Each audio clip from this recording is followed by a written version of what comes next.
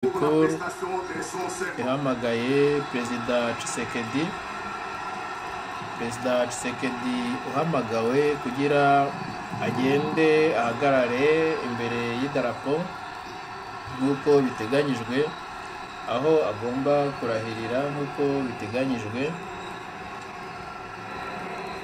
Agomba kujoyininga iriya Cour constitutionnelle, ni ukuvuga iyo baguhamagaye uba ugomba kugenda. Bariya nabo baba ari abantu bakomeye cyane mu butegetsi bw'igihugu, kuko baramutse bahakanye ko utakibaye perezida kuri iyi nshuro bishobora guhita bihagarara, ndetse bakaba bafata umwanzuro wo gufata undi perezida byihuse.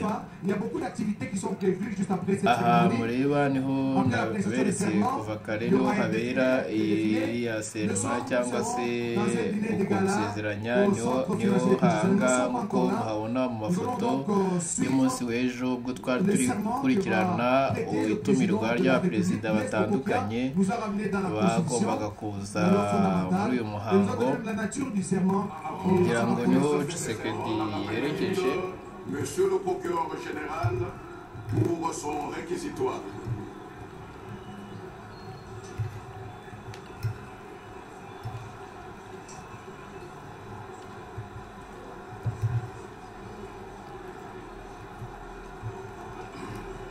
Merci, Monsieur le Président, pour la parole que vous nous accordez. Monsieur le Président, Madame, Messieurs de la Cour,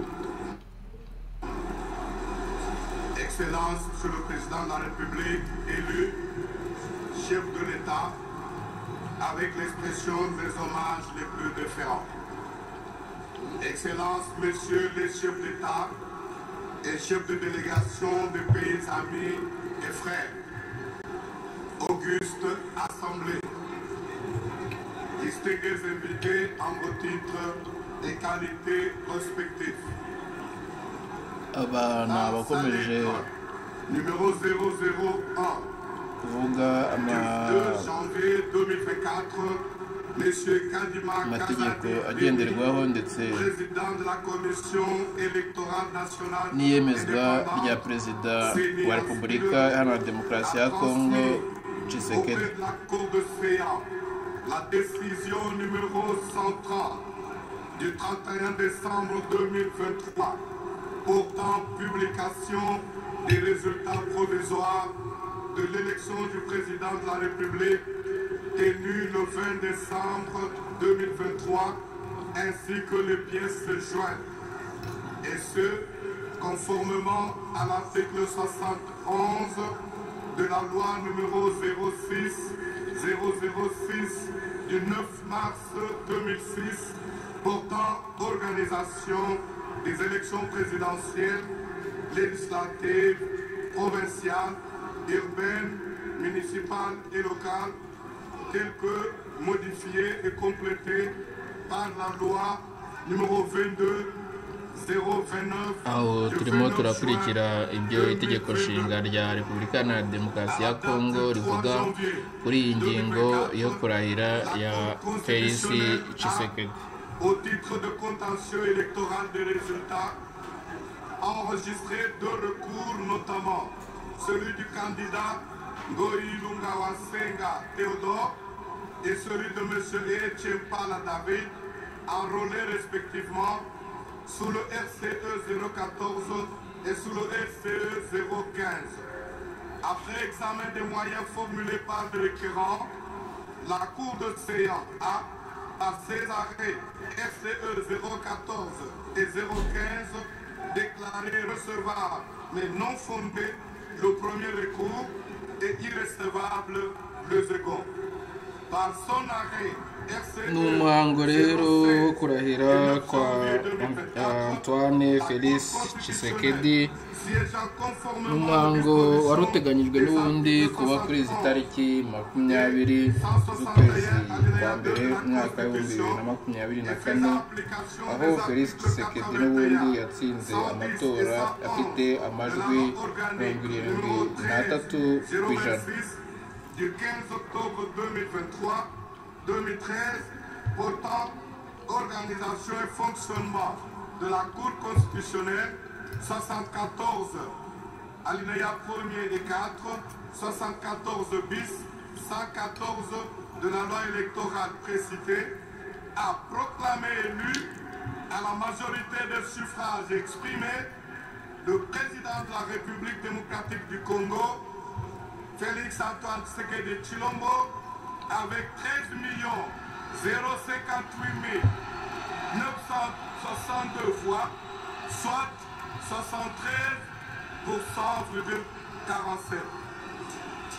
Pour la 4e fois consécutive, le peuple congolais vient de prouver à la face du monde sa maturité politique en se rendant massivement aux urnes le 20 décembre 2023 pour se choisir librement ses dirigeants. Nous en voulons pour preuve des files innombrables formés devant les bureaux de vote par les Congolaises et les Congolais, bravant les intempéries dans l'unique but d'exprimer librement leur choix et exercer ainsi leur droit de vote.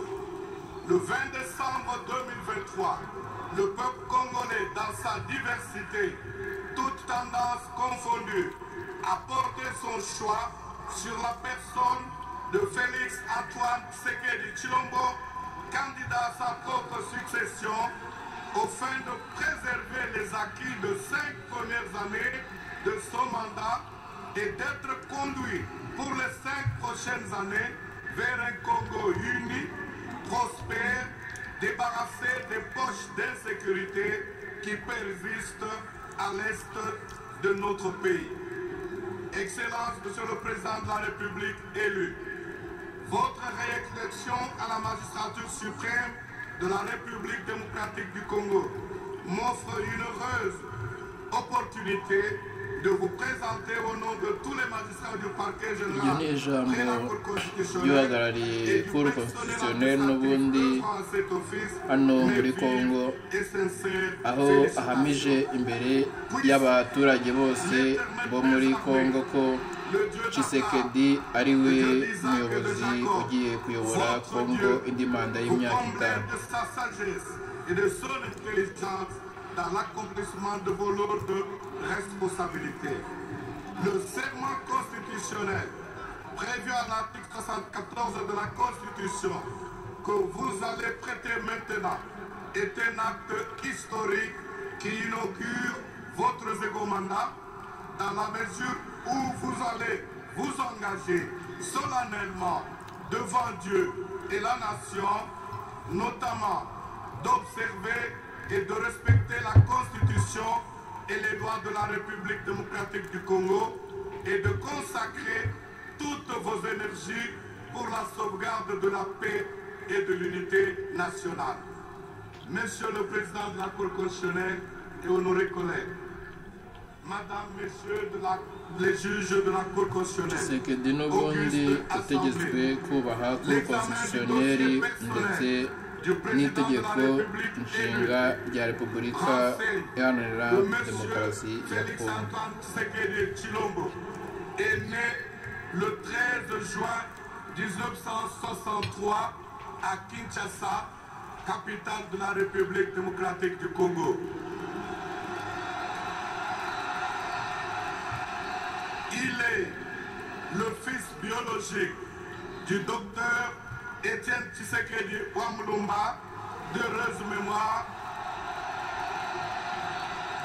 et de maman Made Kasralo Amvi. Itangaje ko Tshisekedi ari avukira i Kinshasa iruhande rwa Lac Mukamba muri province ya Kasai Oriental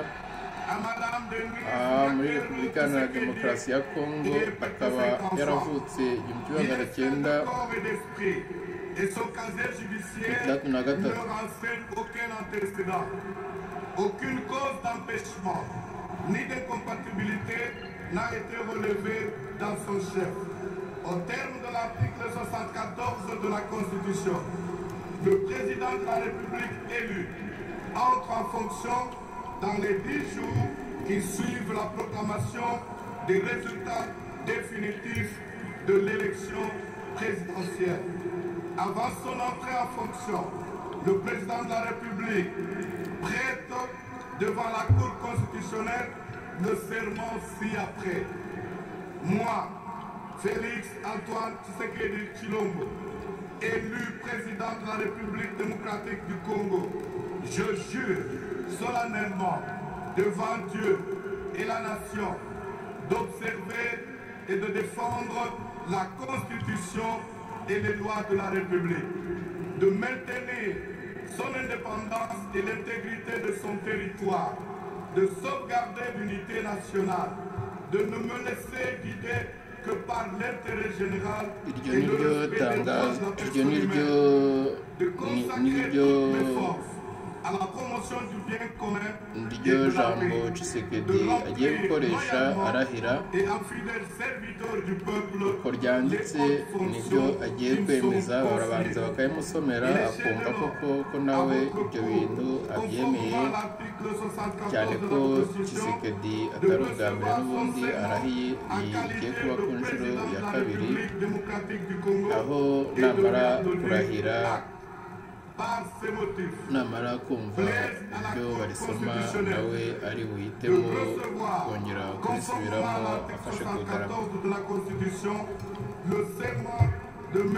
Félix Antoine Tshisekedi Tshilombo en qualité de président de la République démocratique du Congo et de lui en donner acte.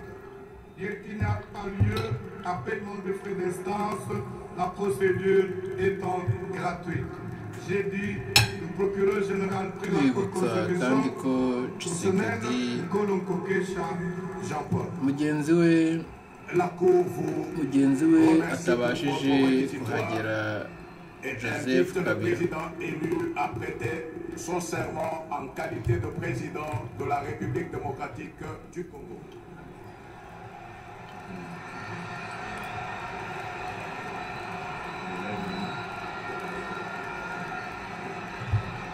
Perezida ugiye gufata idarapo agashyira ikiganza hejuru, yarangiza akavuga ati njyewe Félix Tshisekedi Tshilombo, Félix Antoine utowe nka perezida wa Repubulika Iharanira Demokarasi ya Kongo, ndahiriye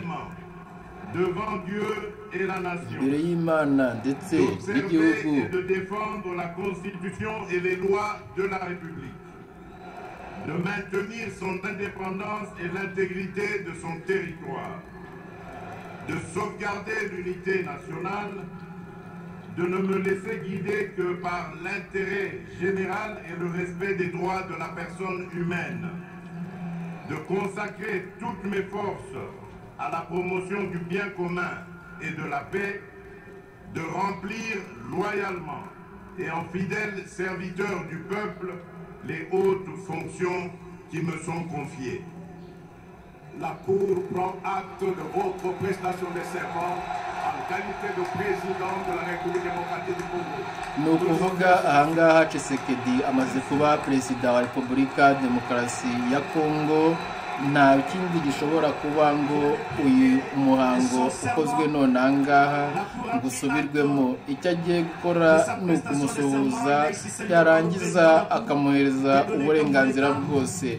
Hari ibyo Tshisekedi agomba gushyikirizwa muri aka kanya ndetse n'ibyo agomba kwerekwa muri aka kanya, hanyuma agafata ijambo ryiwe ndetse agatangira inshingano ze nk'uko mbibabwiye. Dore ngibyo icyo agomba gushyikirizwa n'idarapo ry'igihugu nk'uko mubibona, ndetse agashyikirizwa ubushize ni Kabila baguranye, ubungubu niwe ugomba n'ubundi kuwuyobora. Agomba no guhita afata ifoto yihuse muri aka kanya nk'uko biteganywa na konstitusiyo y'amatora yo muri iki gihugu cya Repubulika Iharanira Demokarasi ya Kongo. nk'uko mbibabwiye, ngiryo idarapo ry'igihugu naryo bararimuhaye nk'ikimenyetso cy'ubuyobozi, kandi ko agomba kuba ari we uyoboye Repubulika Iharanira Demokarasi ya Kongo, nawe akarishyikiriza umukuru w'ingabo z'igihugu Komanda Munga, ndetse agahita arijyana aho riteganyirijwe kujya uriya n'undi ntabwo ari Manga, ngira ngo hari n'ibindi agomba gushyikirizwa ibindi, ndetse nk'umudari wa constitution nk'uko mubibona agomba kwambara icyo bita chancelier cyangwa se umudari umwemerera ndetse no kumugaragaza ko ari umukuru w'igihugu.